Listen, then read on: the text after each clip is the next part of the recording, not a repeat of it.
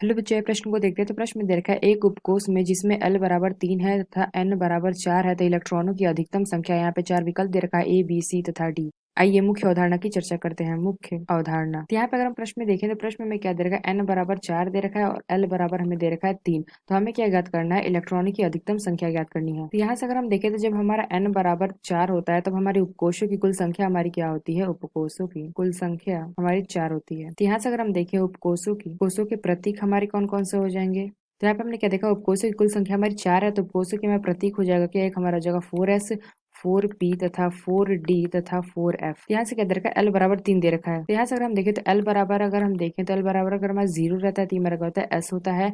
और 1 रहेगा तो ये हमारा P होगा। अगर हम देखें 2 रहेगा तो ये हमारा क्या होगा, D। अगर हमारा 3 है तो 3 बराबर हमारा क्या होता है, यहाँ पे F। तो यहाँ से अगर हम देखें तो S में हम कितने इलेक्ट्रॉन भर सकते हैं, 2 इलेक्ट्रॉन भर सकते हैं। P में हम कितने इलेक्ट्रॉन भर सकते हैं, तो 6। D में हम भर सकते हैं 10।